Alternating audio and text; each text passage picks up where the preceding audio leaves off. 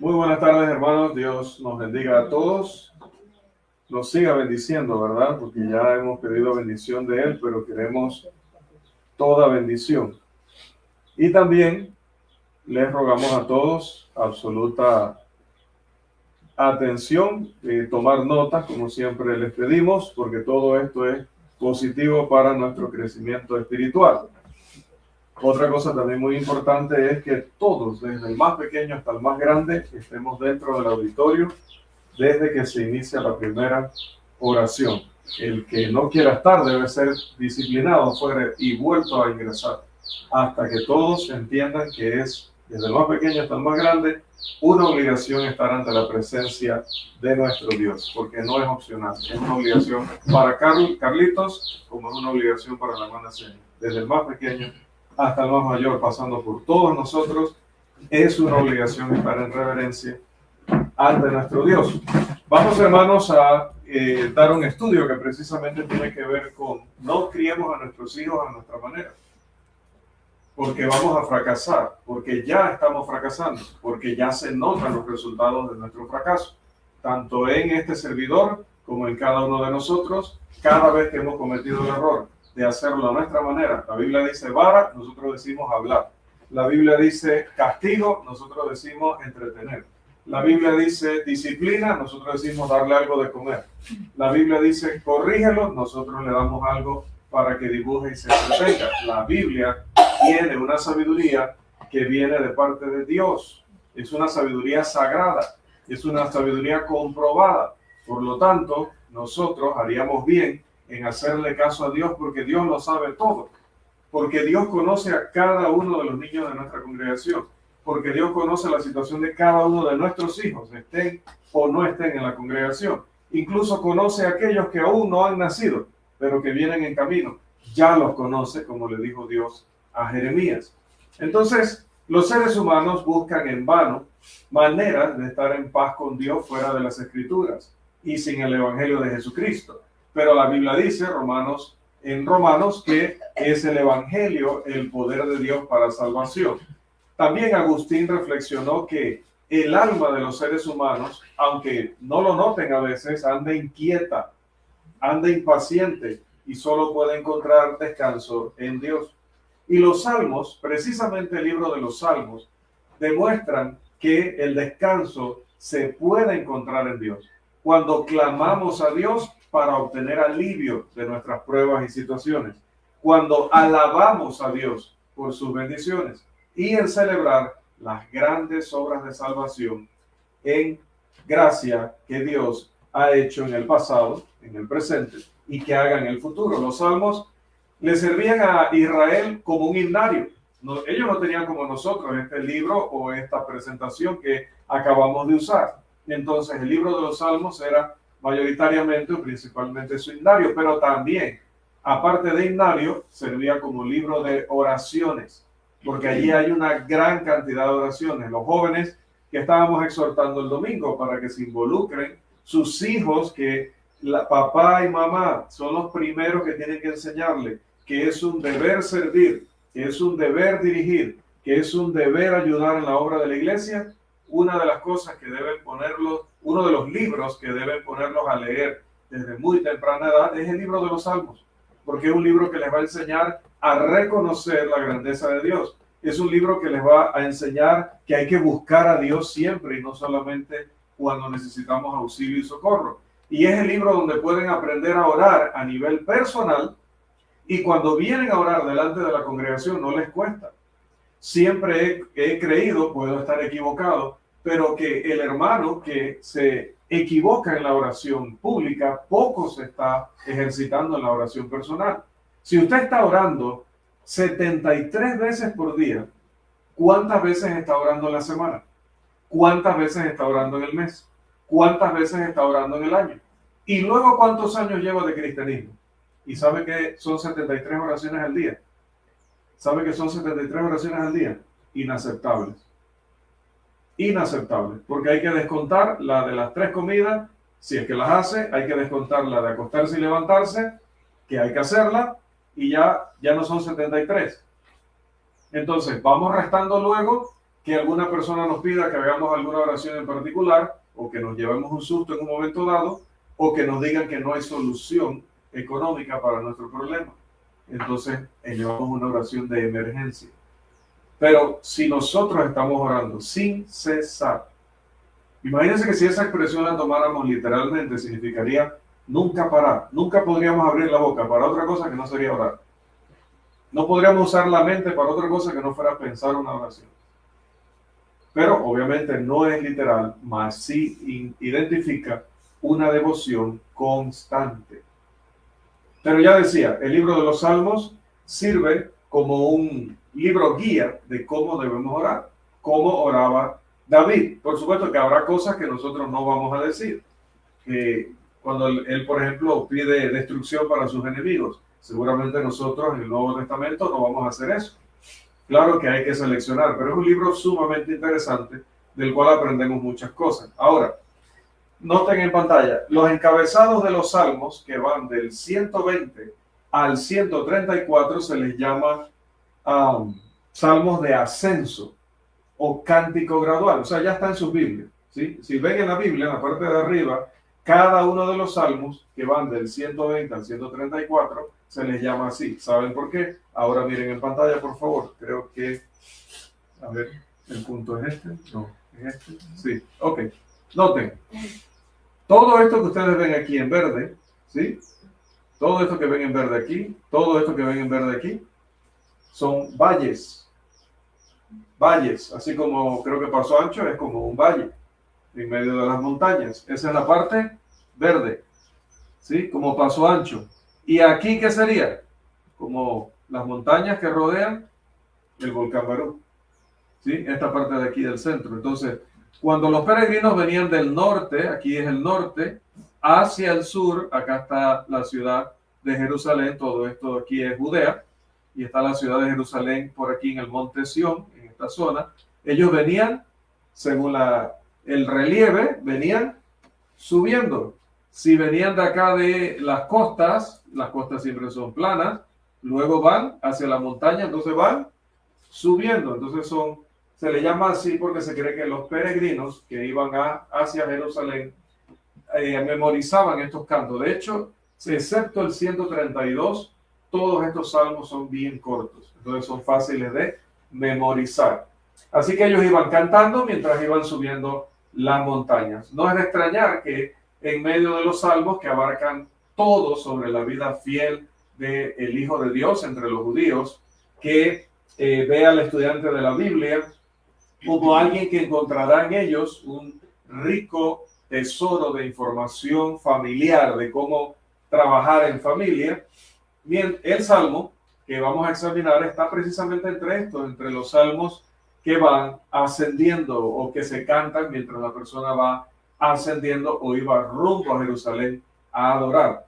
Entonces nuestra lección va a estar basada, como vieron en la portada de nuestro estudio, en el Salmo 127, por lo que les rogamos dos cosas. Número uno, y presta atención, número uno, busque el Salmo. Número dos, no se salga de ese Salmo. Probablemente vamos a citar otras cosas, pero siempre vamos a volver al Salmo, así que tenga allí un dedito, un papelito, un separador, algo que le ayude a mantenerse siempre al día con lo de dónde está nuestra lectura. Bien, el Salmo 128 parece una continuación, aunque no es el Salmo de nuestro estudio, pero sí es interesante que después lo puedan leer, porque el Salmo 128 prácticamente habla de las bendiciones de aquella persona que aprende lo que primero dice el Salmo 127. Si se practica lo que dice el Salmo 27, entonces tendrán las bendiciones que muestra el 128. El Salmo 127 también es clasificado, podemos ver en pantalla, como un salmo de sabiduría. ¿Y qué es un salmo de sabiduría? Bueno, uno que proporciona, dice de Claycy Walford, proporciona instrucción en la vida correcta y la fe correcta en la tradición de otros escritos de sabiduría en el Antiguo Testamento, como son Proverbios, Eclesiastés y Job. Es decir, ese conocimiento, ese aprendizaje que tenemos en el Salmo 127 es del que encontramos en libros como Proverbios, Eclesiastés y Job. Bien, que la familia está en crisis hoy en día no puede ser exagerado. Dentro de la iglesia y fuera de la iglesia hay crisis familiar. Y es una de las cosas que explica que a las congregaciones les cueste tanto tener ancianos. ¿Por qué? Porque si nosotros no estamos trabajando en la vida familiar, si nosotros no estamos tratando de vivir a la altura del estándar de Dios en familia, no habrá ancianos. No habrá personas con esas cualidades. Porque aparte de él, necesita tener una esposa y unos hijos que le acompañen en esa altura y ese nivel. Pero si no se ha trabajado el hogar, por mucho que un hombre aspire a ser anciano, no va a llenar los requisitos nunca si su familia no lo acompaña. Muchos matrimonios terminan en divorcio. Muchos hijos entonces se crían en hogares monoparentales, le llama el gobierno, es decir, que solamente hay un padre, mono de único y parental de padre, ¿sí? Y algunos niños se sienten cómodos mostrando falta de respeto y desprecio hacia sus padres porque están resentidos debido a que no se mantuvieron juntos, debido a una crianza inadecuada que han recibido, etc. Incluso en familias donde los cónyuges permanecen casados, porque no todos los matrimonios fracasados se divorcian. Normalmente nosotros vemos un divorcio y decimos fracasó. Hay muchos que han fracasado, pero se mantienen juntos. Entonces, no necesariamente estar juntos significa que todo es éxito. Pero incluso en esas parejas, uno de los cónyuges generalmente se puede sentir descuidado por el otro. Se puede sentir que le falta respeto a su pareja, que le falta el respeto su hijo o sus hijos. Algunos hijos nunca experimentan amor de parte de sus padres. Solamente reciben ira y solamente mayores y mayores exigencias y cada vez más grandes y más grandes expectativas. Todo esto, hermanos, daña el hogar porque no es la manera en la que Dios quiere construir nuestros hogares. Y el tema de hoy trata de eso. Trata de cómo Dios construye nuestros hogares. Es una pregunta, de hecho. El Señor comenzó con la familia en Génesis. Allí vino el primer matrimonio. Allí vinieron los primeros hijos. Allí se fomentó la primera familia. Si las personas de hoy lo ignoran, mientras buscan edificar sus hogares con libros de autoayuda, con consejos de personas dentro de su familia, que ni siquiera están en el camino de Dios, pues van a fracasar. Van a fracasar. Jesús habló de los cimientos sobre los cuales las personas edifican sus casas, sus vidas, allá en el Sermón del Monte. ¿Se acuerdan en Mateo capítulo 7? Él habla acerca de aquel que construye sobre la roca y aquel que construye sobre la arena. Aquellos que oyen las enseñanzas de Jesús y las aplican a su vida, esos son los que han construido sabiamente. Los que construyen sobre dónde. ¿Sobre dónde construyen? Sobre la roca, Mateo 7. Aquellos que oyen las enseñanzas de Jesús y no las practican, son como el que construye una casa sobre ¿qué? Arena. Sobre arena. Entonces, cuando vienen las lluvias y se crecen los ríos y vienen los vientos y ríos y vientos dan contra aquella casa que está construida sobre la roca, hermanos, simple y llanamente no pasa absolutamente nada. Sin embargo, si es lo contrario, va a venir una gran ruina. Vamos a leer, por favor, ese pasaje. Alguien que nos ayude con Mateo 7, 13 al 14.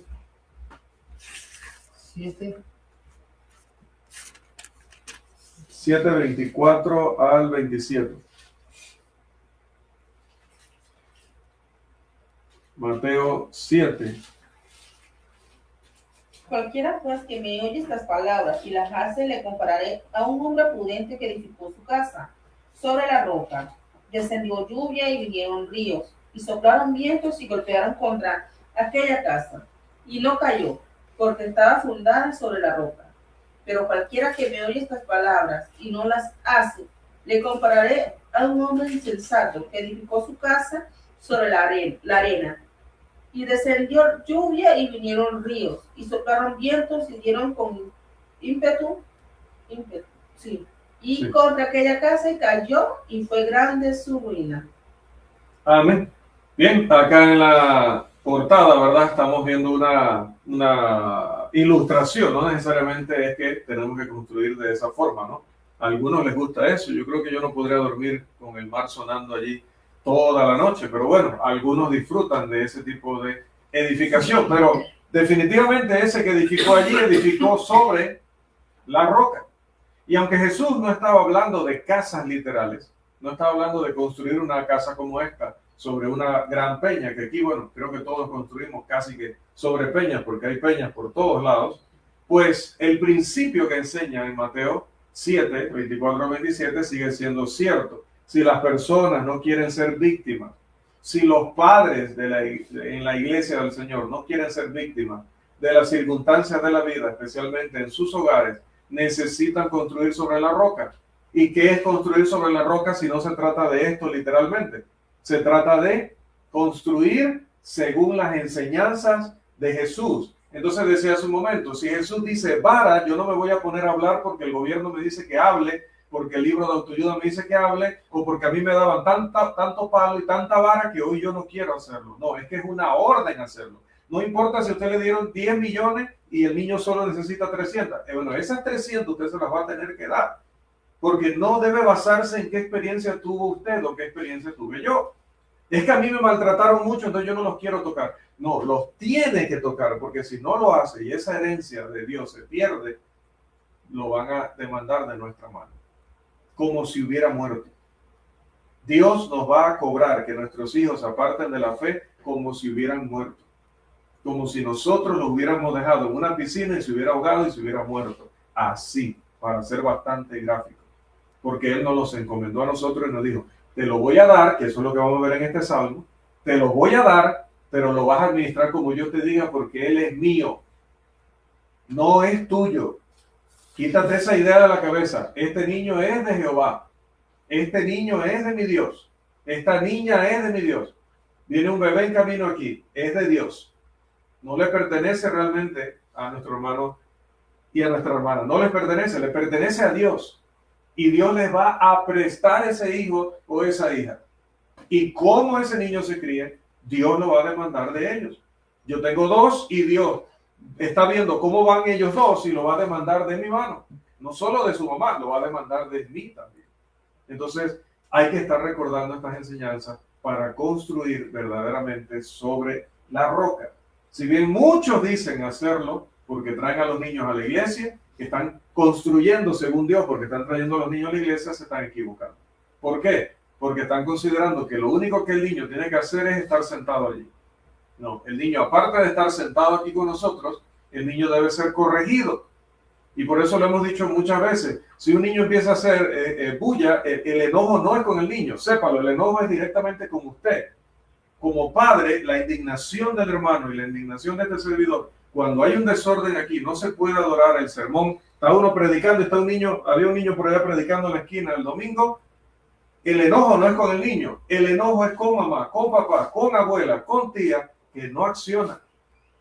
El niño será niño, pero usted tiene que hacer lo que Dios dice. ¿Y qué dice Dios si el niño está en irreverencia? ¿Qué dice Dios si el niño está en desobediencia?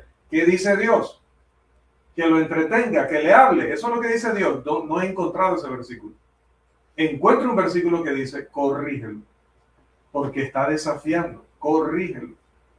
Entonces, otra vez lo repito, hermanos, porque yo no sé en qué momento el Señor diga, hasta aquí llegaste. Y yo quisiera que antes de irme, en ese sentido, o cualquier sentido que Dios lo permita, recuerden siempre eso. Dios, hermanos, ha dicho, disciplinen, enseñen, corrijan según mis estándares, porque son míos. Y si no, yo lo voy a demandar de tu mano. Hermano, Eutico estaba en cualquier cosa menos prestando atención al sermón de Pablo. ¿Y qué pasó con Eutico? Se cayó del tercer piso, porque lo de dormir es lo de menos. ¿Qué le pasó? No qué hizo, sino qué le pasó. Se cayó del tercer piso y murió. Dios tuvo misericordia y a través del apóstol lo resucitó. Pero el de nosotros no va a resucitar. Si nosotros criamos a una persona según nuestros propios estándares y fracasamos, cuando vengan los ríos, ese mar embravecido que vemos allí en la imagen y destruya la casa construida sobre la arena, hermanos, Dios nos va a demandar de nuestras manos. Aquellos que permiten al Señor construir a sus hogares se verán diferentes a los demás. Si Dios es verdaderamente el arquitecto de nuestras vidas cristianas, deberían esperar que sus prioridades, deberían esperar que sus puntos de vista sobre el éxito sean diferentes a los puntos de vista que tiene el mundo, cuyos ojos están, como dice 2 de Corintios, cegados por Satanás. ¿Cómo le vamos a...? Es que mi abuela me dijo, es que mi tía me dijo, sí. ¿Quién? ¿Son hijos de Dios? No. ¿Qué dice 2 de Corintios 4:4? Que están cegados por el Dios de este siglo. Ok, vamos a traducirlo. Que usted no está enseñando a su hijo, como dice Dios, porque usted está aplicando los consejos de alguien que está cegado por el Dios de este siglo. ¿Vio cómo suena? ¿Vio cómo suena cuando uno traduce? No es lo mismo decir, es que yo lo estoy criando pues con los principios que me enseñó mi abuela. A que usted traduzca, yo los estoy criando con los principios de una mujer que está cegada por Satanás. ¿Cómo sería así? Está cegada por Satanás. Mi cuñada, cegada por Satanás.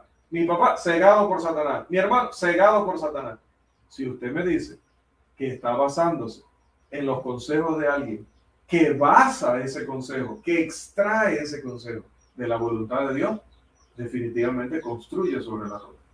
Pero si la crianza de nuestros hijos va de acuerdo a lo que nosotros queremos, pensamos y nos gusta, y detenemos nuestra mano de hacer lo que debemos hacer porque nos duele, porque nos incomoda, estamos, hermanos, construyendo peligrosamente sobre una base que cuando vengan las situaciones difíciles, se las va a llevar. Aquellos en Cristo que han tenido sus ojos abiertos ante la ley perfecta, la ley de la libertad, como le llama Santiago, deben ser sabios en la forma en que estructuran sus hogares. Si tienen la dicha, la bendición de tener a sus hijos con ustedes cada día, hay que tener sumo cuidado de cómo estamos estructurando esa relación. La Biblia describe a los cristianos como gente que ha sido liberada de las tinieblas, ¿no? Allá en Colosenses. Bueno, eso debe incluir la familia también. Quizá antes que nos llegara el Evangelio, criábamos a nuestros hijos de otra manera. Pero ahora que conocimos la verdad, queremos criarlos según la verdad. Ahora que el diablo ha sido expulsado de la vida de los cristianos, no deberíamos dejarle, hermanos, una copia de llave de repuesto para permitir que él pueda entrar nuevamente a nuestras vidas cuando quiera. Entonces, vamos a ver el Salmo, lo que el tiempo nos permita. Salmo 127, verso 1. Lo tenemos en pantalla para nuestra más cómoda lectura. ¿Qué dice este texto? ¿Alguien que nos ayude, por favor? Si Jehová no edificare la casa, en vano trabajan los que la edifican. Si Jehová no guardase la, en vano vale guardia. ¿En vano? Vela la guardia. Vela la guardia. Okay. El primer verso del Salmo 127 debe ser recordado y debe ser digerido por todos los que van a permitir que sea Dios el que diga dónde va cada pared, dónde va cada ventana, dónde va cada puerta, dónde va cada habitación, dónde va la cocina, dónde va el baño, hablando espiritualmente. Es decir, que le van a permitir a Dios edificar sus casas. El énfasis del verso 1 es que aunque usted y yo nos creamos muy inteligentes, que aunque usted y yo creamos que sabemos lo que estamos haciendo con nuestros hijos, que reconozcamos que no es así.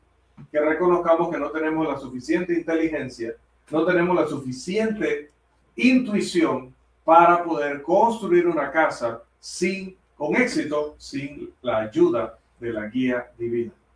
El mundo puede decir que para que un hogar sea exitoso necesita 2 personas con títulos avanzados, sobre todo si es en psicología, y mucho dinero, y una casa bien grande con todas las comodidades. Dios, sin embargo, dice que estas cosas no garantizan el éxito. A menos que el Señor sea quien construye el hogar, todo esfuerzo que pongamos en él será inútil. Inútil. Incluso en una ocasión, dando una clase similar a esta, alguien decía, pero hermano, yo tengo vecinos que no son hijos de Dios y han criado unos hijos excelentes, profesionales, que todo el mundo los quiere en la comunidad porque son amables, son desinteresados en ayudar a los demás, siempre están a la orden para obedecer a sus padres, para colaborarles, que no hay ninguna queja sobre ellos, que se ven felices, que comparten maravillosamente en familia y no tienen a Dios, no son hijos de Dios. Bueno, puede ser que en muchos ámbitos, hermano, y vamos a conceder esto, una persona pueda hasta cierto punto construir una casa. Es que si usted, mire, por darle un ejemplo, si usted se lo permite, el hermano Eduardo, yo estoy seguro que se podría atrever a construirle a usted por lo menos una habitación. Conociéndolo, si usted le da todos los elementos, yo creo que él se atrevería a hacerlo. Ahora, ¿él puede levantar esas 4 paredes? Yo creo que sí. Con sus conocimientos, con su práctica, creo que podría poner ese piso, creo que podría levantar esas 4 paredes y creo que podría ponerle un techo a esa casa. Pero si nosotros trajéramos a un arquitecto para que la inspeccionara, ¿creen ustedes que va a pasar la inspección? El hermano puede construir de alguna forma, pero no va a pasar la inspección. O no va a pasar, como decía el ejemplo allí en la ilustración, no va a pasar la prueba en el momento decisivo. Entonces puede ser que sus hijos sean profesionales, puede que sean muy buenas personas, puede que sean muy obedientes con sus padres, puede que sean muy cariñosos con ellos, puede que sean unos grandes parientes dentro de su familia, unos grandes vecinos, unos grandes trabajadores, unos grandes profesionales, pero no irán al cielo. Entonces, todo lo que construyeron, ¿dónde va a ir a dar? A la condenación eterna. Entonces, incluso en esos casos, le respondí a esa persona, aquel que ha construido sin Dios, aunque tenga éxito en todo aquello que nosotros a veces no tenemos éxito en nuestra propia casa con hijos nuestros, siendo nosotros creyentes, pero en nuestra lucha, en nuestra batalla, que siempre lo hemos dicho, hermano, estamos llamándole la atención constantemente a los padres, pero es una lucha de nosotros llamarle la atención a usted y es una lucha suya aplicar los llamados de atención. Esto es una lucha que no acaba hasta que el niño crece y madura. Es una lucha, nosotros luchando con usted y usted luchando con el bebé, o el niño, o la niña.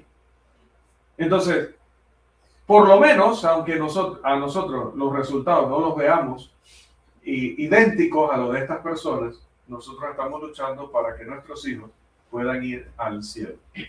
Puedan ir al cielo. A Salomón se le atribuye generalmente la autoría de este salmo, para que sepan, del Salmo 127. Y él sabría muy bien lo que era construir una vida sin Dios. ¿Por qué? Porque Salomón primero había presenciado el éxito de un hogar cuando Dios estaba al frente. Al ver a su padre, ¿quién era el padre de Salomón? David. Al ver a su padre dirigir el hogar desde su juventud de una manera que honraba a Dios. De ello podemos leer en Primero de Reyes 2. Cómo era la vida de David cuando David permitió que Dios dirigiera su hogar. Pero Salomón también podía dar fe o podía dar testimonio de la ruina que es y el esfuerzo inútil que se involucra en construir una vida sin Dios o un hogar sin Dios. Salomón había presenciado el éxito de un hogar cuando Dios estaba al frente, pero también cuando Dios estaba ausente como líder en una familia. ¿Por qué? Porque había visto a su padre tomar un montón de esposas y luego todos los hijos que tuvo con esas esposas, ¿qué pasó con ellos? ¿Recuerdan qué pasó con Absalón o primero con Amnón y Tamar? ¿Qué pasó con Amnón y Tamar? Amnón llegó a desear a su media hermana y la viola.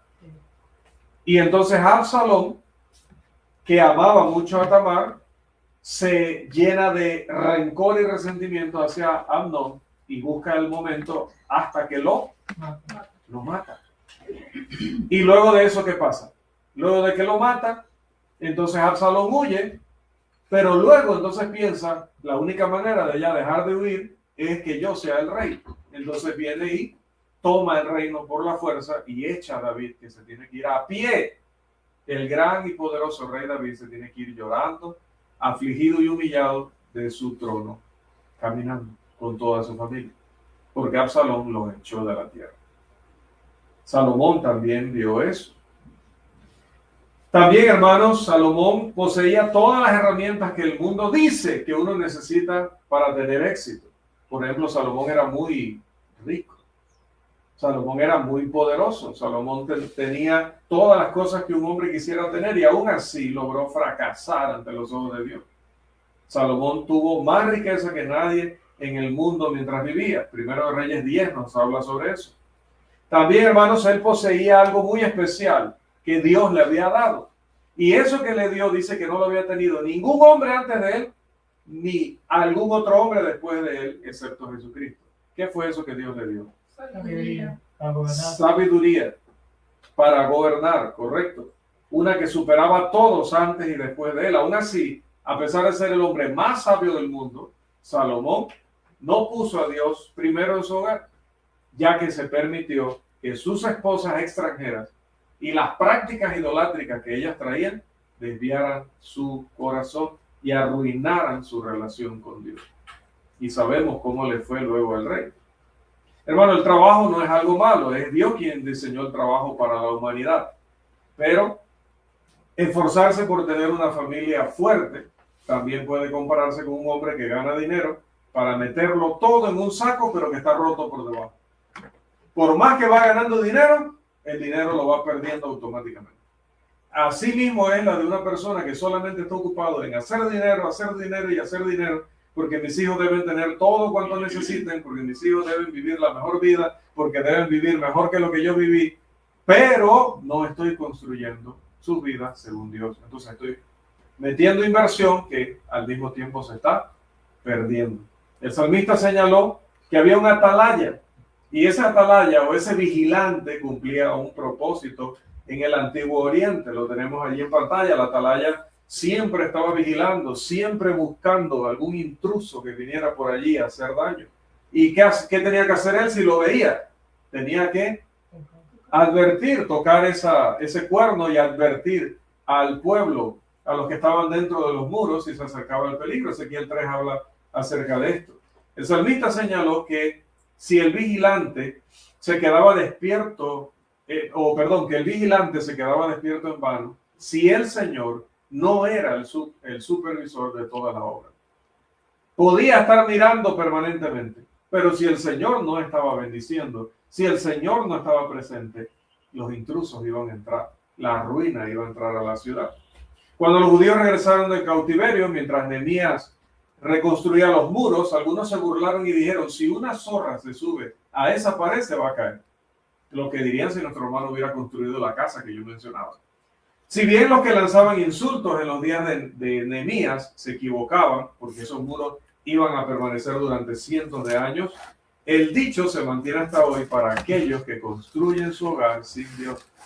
Sí, se ve muy bonito, van muy rápido, pero si una zorra se sube en ellos, se caerán.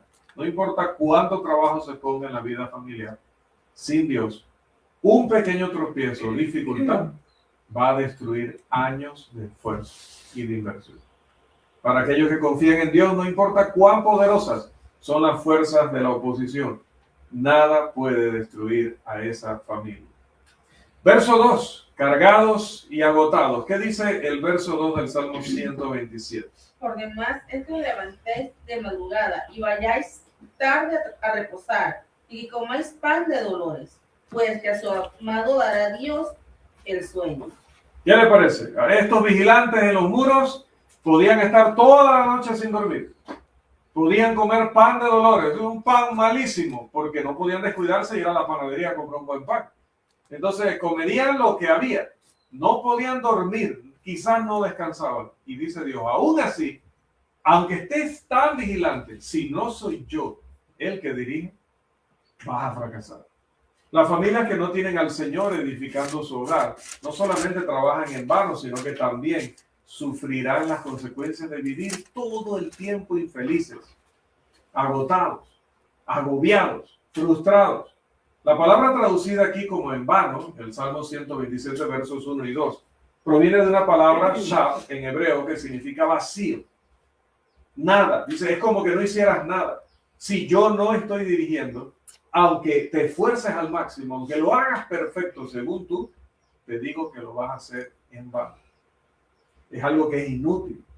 Algunos pueden ser madrugar mucho y ser los primeros en llegar al trabajo.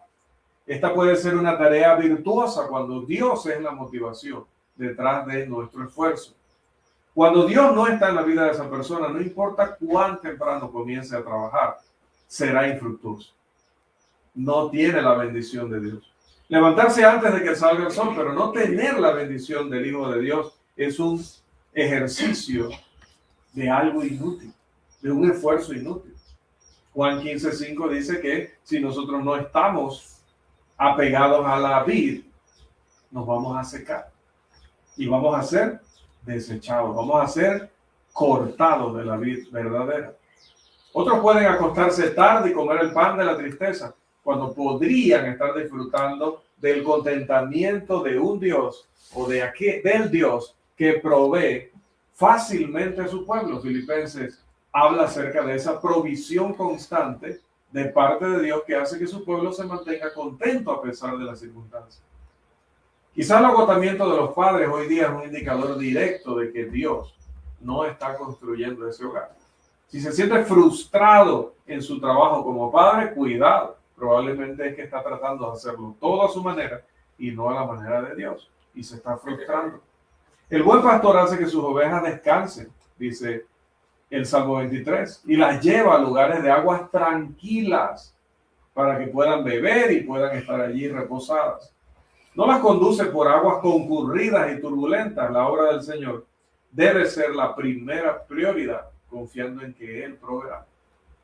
Al igual que la viuda que se encontró con Elías y ella pensó que no tenía suficiente para el siervo de Dios y su familia, ya en Primero de Reyes, pues esto será cierto para todos. El trabajo de padres, pero con la dirección de Dios, siempre va a ser difícil y agotador hasta cierto punto, pero al final del día siempre estaremos satisfechos de que nuestro trabajo va a tener un resultado, porque va a ser bendecido por Dios. Otra vez, si me guío por mis propios gustos y preferencias, puedo tener siempre el temor en mi corazón de que todo lo que haga por mis hijos no va a servir para que ellos se mantengan en el camino. En cambio, si verdaderamente los estoy criando según las reglas de Dios, voy a estar confiado en el Señor. El hogar en el que las reglas de la ley no son las escrituras y donde no se busca el Señor en todas las decisiones, será uno caracterizado por personas cansadas y desanimadas. Eso está comprobado. Comprobado. Los discípulos habían pescado toda la noche en una ocasión o intentado pescar. Y no fue hasta que llegó Jesús y dijo, echen la red de aquel lado. Podemos esforzarnos demasiado por nuestros hijos y no ver frutos, pero de verdad tenemos que analizar, ¿lo estamos haciendo a la manera de Dios o a la manera nuestra? ¿En qué está el fracaso? Salmo 127, verso 3, las bendiciones del Señor. ¿Qué dice este salmo, por favor? Y aquí, herencia de Jehová son los hijos, cosa de estima, el fruto del viento. Los hijos son en efecto una bendición del Señor. Este verso parece sencillo a simple vista, pero en una sociedad donde los niños son masacrados diariamente en abortos, porque son vistos como inconvenientes para el éxito, inconvenientes para la vida libertina que algunos o algunas quieren llevar, este verso exige una reflexión continua. Ellos son un regalo de Dios, una herencia de Dios. En la cultura del antiguo cercano oriente, el valor y la dignidad del hombre estaban estrechamente ligados al número de hijos que tenía. Esa era la costumbre en el tiempo que Salomón escribe estas palabras. Mientras más hijos usted tuviera, y probablemente por eso algunos reyes estaban buscando muchas mujeres para poder tener más y más y más hijos, porque la cantidad de hijos en esa cultura, en esa área del mundo, pues se veía de esa manera, gran valor y gran dignidad para su padre. Ana oró al Señor por un hijo, porque se sentía humillada al no poder tenerlo. Y cuando lo tuvo, dice que se lo dedicó al Señor. Salmo 1 de Samuel 1. Debido a que el Señor bendice el vientre con hijos, se le debe agradecer y alabar a medida que nacen en sus hijos y cada día que compartimos con ellos. Dado que el Señor es quien bendice el hogar con hijos, es deshonesto y es pecaminoso que tomemos esa bendición y la usemos de cualquier manera. Incluso es un gran peligro que jóvenes decidan casarse y tener hijos con personas que no cumplen con los requerimientos de Dios, que no son hijos de Dios. ¿Qué tiene en la cabeza una hija de Dios que busca un hombre que no reverencia a Dios para que sea el padre, la máxima autoridad en el hogar de sus hijos? Alguien que no cree en Jesucristo, que no obedece a Jesucristo, será la máxima autoridad y la última palabra en cada decisión de la crianza de sus hijos. Eso se ve como construir según las instrucciones del Señor. Eso se ve como construir sobre una roca firme. Dios presta hijos a las familias. Aquellos que poseen esa administración deben hacerlo sabiamente. Ya hemos hablado de 1 Corintios 4:2, que se espera que los administradores sean hallados fieles. La palabra herencia proviene del término hebreo sakar, que significa salario dado por trabajo realizado o recompensas dadas por labores. Mire que Dios considera que le da esa bendición por el esfuerzo, por el trabajo que usted ha llevado dentro de su reino. Entonces, por eso note que, ya el tiempo se nos está agotando, pero note que cuando a veces las personas se involucran en una relación ilícita y luego tienen un hijo, que publican en redes sociales cuando publican, ¿no? Que primero, decíamos el otro día, pasan meses desaparecidas, pero luego cuando reaparecen, ¿qué dicen? Normalmente, aquí está la bendición de Dios. Bueno, creo que las labores en las que estaban involucradas para poder procrear ese hijo no son precisamente como para que Dios dé un salario o Dios dé una recompensa. Entonces, estas palabras de Salomón en este salmo no son generales, no aplican bajo toda circunstancia. Porque si los hijos son una recompensa, sería una mejor traducción. Recompensa de Jehová son los hijos, ¿estará Jehová recompensando la fornicación? ¿Estará recompensando el adulterio si fue con el esposo de otra mujer, con la mujer de otro hombre? Pues, ¿estará Dios recompensando el adulterio o la fornicación? No. ¿Sabe qué recompensa? La vida de las parejas que han estado haciendo las cosas conforme a como Dios lo ha ordenado. Entonces, hermano, usted está queriendo decir que mi hijo no es una bendición. No, lo que estoy queriendo decir es que según este texto, la recompensa o la herencia que da Jehová, y lo dice el término que usa el Espíritu Santo, se basa en una idea o un concepto de primero has llevado una vida de fidelidad, entonces yo te doy. Y si eso no coincide, entonces este verso no es precisamente el que podríamos usar en estos casos. Pero siempre lo que sí podemos hacer es agradecer a Dios, incluso cuando las circunstancias no han sido las debidas, no han sido las correctas. Agradecer a Jehová de que cada día nos da una nueva oportunidad para hacerlo mejor. Entonces, definitivamente en estos casos no vinieron como una herencia. Pero podemos convertir ese hijo en una gran bendición.